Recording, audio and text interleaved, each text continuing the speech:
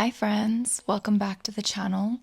Today, as you can see, I'm surrounded by cats and I'm having a really chill day. This week has really been about hibernation for me, and I decided that when my phone died after not even 3 weeks of having it, and I was like, right, I've got to wait a week for a new phone to come in. So I'm going to take this time to still work around it and post, which I've posted on my little tablet that I sometimes use for work, which is definitely not ideal, but I still want to keep on top of things. However, in a broader sense, I wanted to take this time to consume a lot of physical media.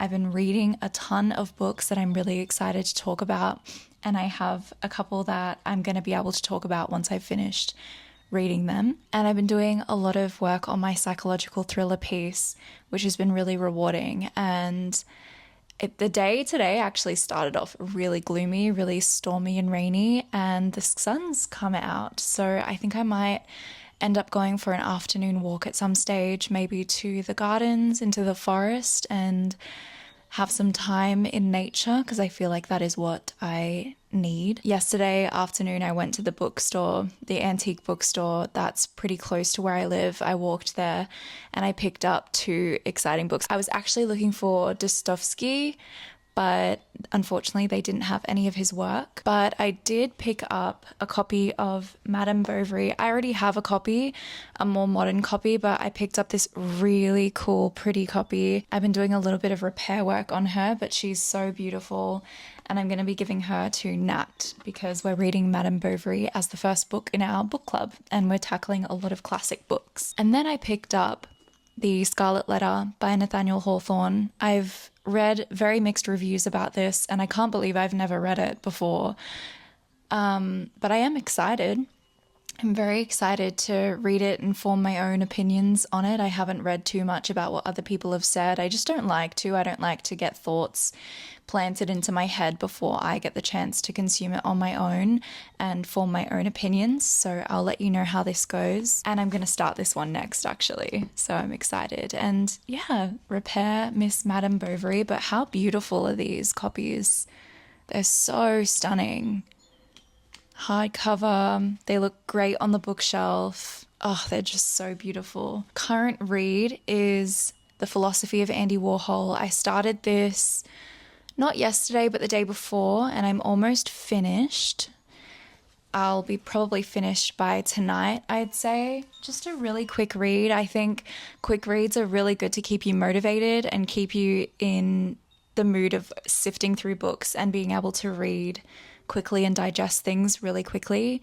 Not for the sake of finishing something quickly, but just for the sake of faster comprehension skills, I guess. So this one I've really enjoyed.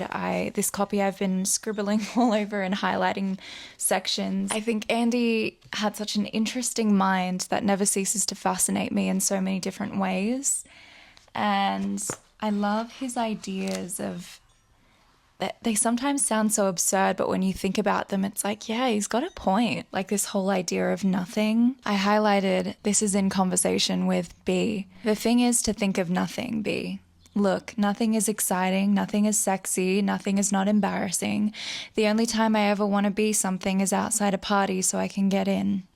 Nothing. I could have told her that if something is disappointing, I know it's not nothing because nothing is not disappointing. And then I wrote on a sticky note attached, I said, there's a kind of liberation in nothingness, a new box with no possibility of expectation or judgment. It's almost meditative. In this way, creating to a prolific degree would be attainable. Everything in nothing, beauty in the societal construct sense, has no legs to stand on when you compare it with nothing. Everything relies on everything and nothing relies on nothing. It's been interesting to expand on some of these thoughts. All right, this is something I found really interesting. The acquisition of my tape recorder really finished whatever emotional life I might have had, but I was glad to see it go. Nothing was ever a problem again, because a problem just meant a good tape. And when a problem transforms itself into a good tape, it's not a problem anymore. An interesting problem was an interesting tape. Everybody knew that and performed for the tape. You couldn't tell which problems were real and which problems were exaggerated for the tape. Better yet, the people telling you the problems couldn't decide anymore if they were really having the problems or if they were just performing. And then I scribbled on the page, problems in art are no longer problems, they're just art. Emotions are distorted these days and everything is a performance. People perform like they're trying to make a good tape all the time, and it's creating an odd, unpalatable distance. I kind of like scribbling in this book because it's such a raw book of thoughts and conversation that you really feel like when you're expanding on ideas or writing things down that you're just extending the dialogue and you're actually having a conversation that transcends all time and space. Here's something. I really don't care that much about beauties. What I really like are talkers. To me, good talkers are beautiful because good talk is what I love. The word itself shows why I like talkers better than beauties, why I tape more than I film. It's not talkies. Talkers are doing something. Beauties are just being something, which isn't necessarily bad. It's just that I don't know what it is they're being. It's more fun to be with people who are doing things. When a person is the beauty of their day and their looks are really in style, and then the times change and tastes change and 10 years go by, if they keep their same look and don't change anything, and if they take care of themselves, they'll still be a beauty. You have to hang on in periods when your style isn't popular, because if it's good, it'll come back and you'll be a recognized beauty once again. That really resonates with me, and I'm sure it'll resonate with a lot of people because we all go through phases where things go in and out of style, and our sense of worth can dip and rise in alignment with that, even if we don't want it to. If you get things when you really want them, you go crazy. Everything becomes distorted when something you really want is sitting in your lap.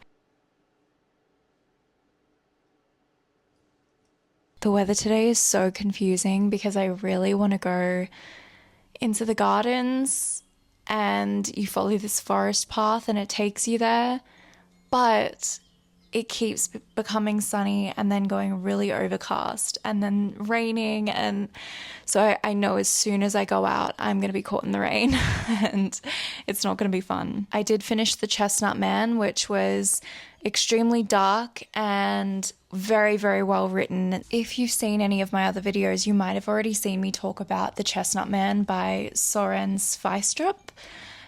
It's translated from Danish to English. It's set in Copenhagen and it's a crime thriller. Very dark, very graphic at times, but I enjoyed it so thoroughly. It's a Netflix show if you want to check out the show if you're not really into reading. Søren Sveistrup is actually a screenwriter, and this is, I believe, the one book that he has published, and I enjoyed it from start to finish. In the beginning, you're flicking between lots of different situations and scenarios, so you have to kind of stick with it, but it all comes everything just makes sense. So yeah, it's definitely it's an amazing book. The thought that went into this to make it the story that it is, I just admire so much. It would have taken, I'm guessing, so much work to just put everything together, and yeah, absolutely incredible. I also picked up The Only Good Indians. I finished this in a week exactly. I finished this on Thursday. It's Saturday now, and I bought it last Thursday.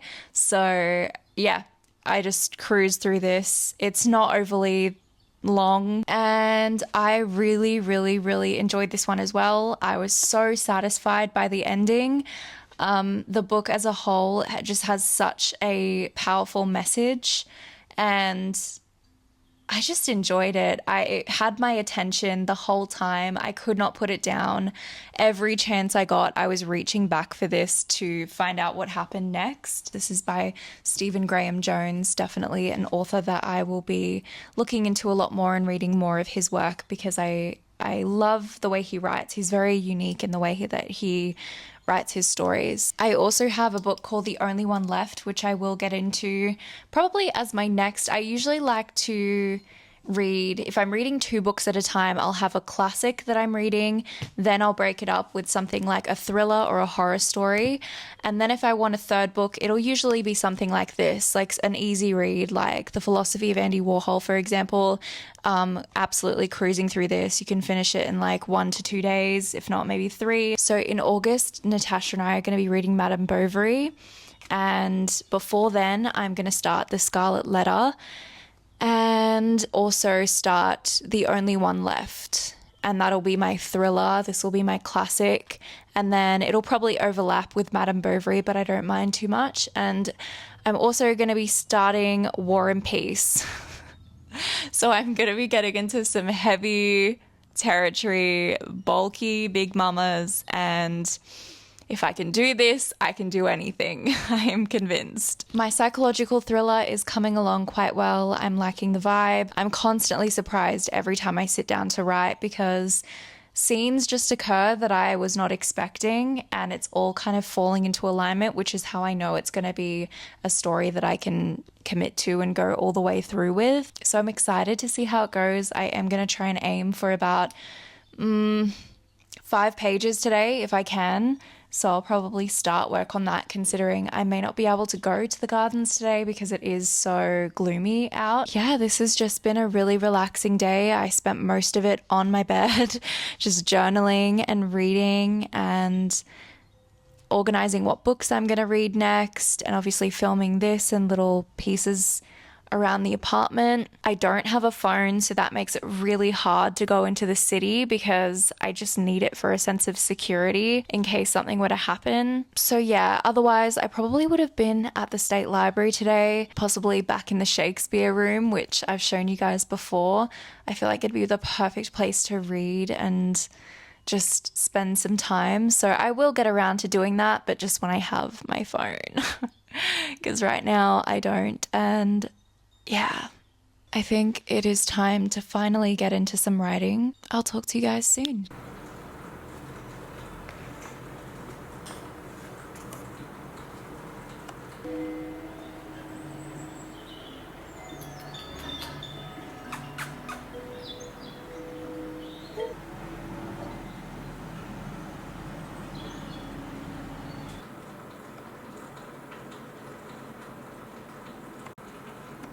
My mission lately has been to journal as much as possible, and lately I've been thinking about how much I actually have realized that I don't have it figured out in life, especially things like love and all that kind of stuff.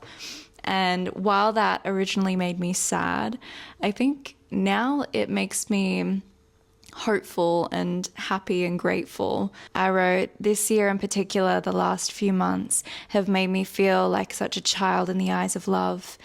I don't think I have it quite as figured out as I originally thought, which made me sad at first, but now it makes me feel youthful and adventurous and curious.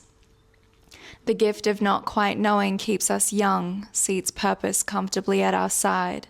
Life has so much elegance in its mystery. Forever happily a student, I hope I never have it all figured out, because then I'll grow old in the mind, and while one will grow inevitably old in the physical body, one should never grow old in the mind. And I've always thought that to be true, but it's different when you get to a stage where you really don't understand something that you do really, really want to understand. And so then that kind of goes out the window and you just spend so much time beating yourself up for not understanding it, when it's such a gift to have things so vast and beautiful that we don't understand, especially when we do have this need, this incessant need to understand. But to some degree, we have to accept that some things we will go our whole lifetime not fully understanding. But that is something that keeps us youthful. That is our fountain of youth, is the fact that we don't have access to all the knowledge that we want access to. And that's a good thing, because spending your whole life searching is way better than spending your whole life knowing everything and having nothing to search for, no adventures to go on, nothing to give your life some spontaneity. So in that sense, this idea of not knowing and not having things figured out really is the gateway to staying youthful, and we can't stop the lines from appearing on our face, though we try, but you can stop your brain from aging, and you can stay youthful forever until your last breath. You can stay young, you can stay a child, you can still have that childlike wonder and that imagination and that sense of adventure. No one can take that away from you, nothing can.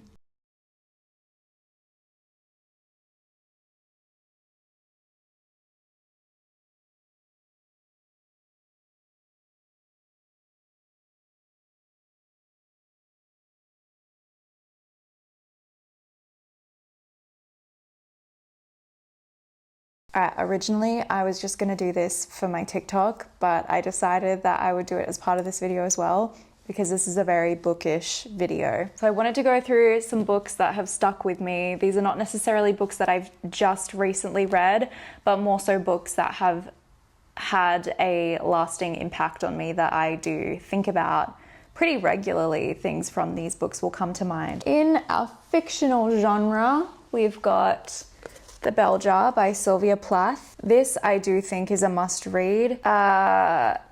It's so not what you'd probably think it would be. The impression that you get at the beginning of the book is not the impression that you're left with at the end of the book. Let's just say that. Because I really think that everyone that reads this book should go in not knowing what happens, so that you can go on this journey, because it's very much a journey. I don't want to give, as I said, anything away really if you have not read this book and don't know much about it, but I just think that this is a must read. So yeah, you're really taken on a big journey with this book, and even though it's not that big, the density of the subject matter makes up for the fact that it's not a long book. The density factor is strong with this one. The Chestnut Man, which I just spoke about as well, so I don't have to go on this further, but must read if you're into crime thriller. This makes the crime thrillers that I've read before this look like, I don't want to put any other books down, but they look like they're totally amateur compared to this. This is just top tier. This is where the bar is set for me now, and let's see if anything else can surpass this in the crime thriller genre. Then we've got The Only Good Indians. This is a really, really wonderful book. As I said, it really stages nature's take back and balance of everything in such a thrilling way. I have no other way to describe this except for the fact that it was indeed thrilling, and I was strapped in from start to finish, and I just powered through it. I could have finished it in a matter of like a couple of days, to be honest. The next fictional books I'll be reading are Madame Bovary, The Scarlet Letter, and The Only One Left, so I'll let you guys know about those. In terms of nonfiction, something that I will rave about always is Stephen King's On Writing, a memoir of the craft. This is wonderful. It feels like he's talking to a friend. He has the same kind of effortless wit that Andy Warhol has, and that's why I feel like I'm really attracted to the way that both of these guys' minds work. Like, Andy's mind is so fascinating, Stephen King's mind is so fascinating, and humor is a huge thing for me. Humor was such a huge part of my childhood. My dad is like certified funny guy. He reminds me so much of Robin Williams. And like all of my friends growing up, same thing. They were like, oh, your dad's like Robin Williams. So I've always grown up with that kind of humor, and I love it so much. I have such a soft spot for it.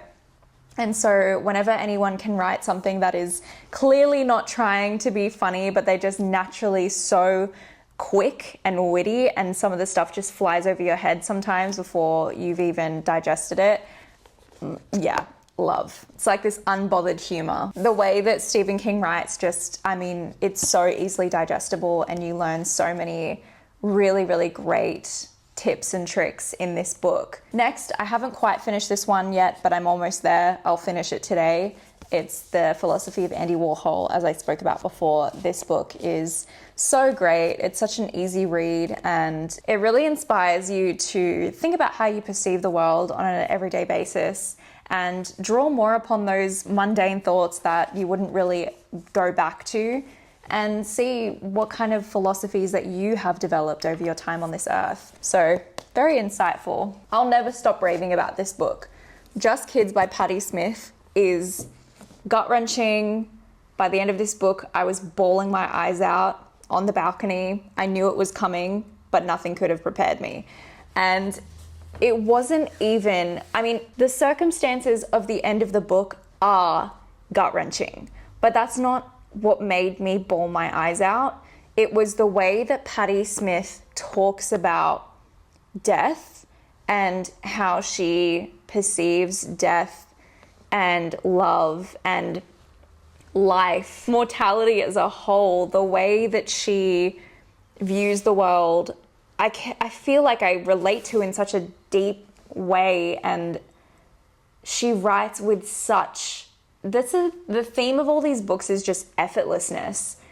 And that's what makes something so good, is it seems so effortless. And the way she writes about all of this is so beautiful, and you just want to continue seeing life through her lens, because Patti Smith is truly a born artist through and through, and her work is incredible. And I love, love, love this book. One of the most beautiful pieces of writing that I've ever come across. Rick Rubin. Everyone's seen this book. If you haven't read it, you've seen the cover. But I truly believe that that is for a good reason. And the reason is the fact that Rick Rubin has some incredible advice. He's got a great mind. He's had so much experience in the creative industry. So he knows what he's talking about. And his advice is absolutely amazing. I took away so much from this book, and I reference it all the time. I would like to reread it. I loved it. I loved this book from start to finish, and I think his knowledge is so valuable. Must read for creatives out there, especially if you're feeling stuck at the moment. This book will get you through. This is a book that I read ages ago, and it's The Courage to Be Disliked. This is one of my favorite books on philosophy. I love the way it's written. As I said with most of these books, it's really easy to digest. It's written in a dialogue format, so it's really just kind of looking in on a conversation and feeling like you're a fly on the wall in this conversation between philosopher and student. This has been translated from Japanese, and just an incredible book, and it will stick with you. I read this twice, and still I remember so many key points from this book that have completely transformed my outlook on life and the way that I approach certain things and things that I remind myself to regulate myself. Majority of it is the philosophy that's spoken about in this book. And so I highly recommend that everyone reads this book. And if you're not a reader, it's the easiest thing to read because it is in dialogue format. It's not like super wordy. It's not super dense. Like, you're just listening to a conversation that is broken down so easily. Like, you will understand it. Even if you're intimidated by the idea of a philosophy book, you will understand this, I absolutely assure you. And if you're trying to get into philosophy books, this is a great entry point. So those are my books that I really adore and I will always keep coming back to, and that I do recommend to people regularly. I'm so excited to have way more classics to add to this list in the fiction department, and a lot more philosophy books too. I really want to delve into some philosophy and take on some more dense material. That's that.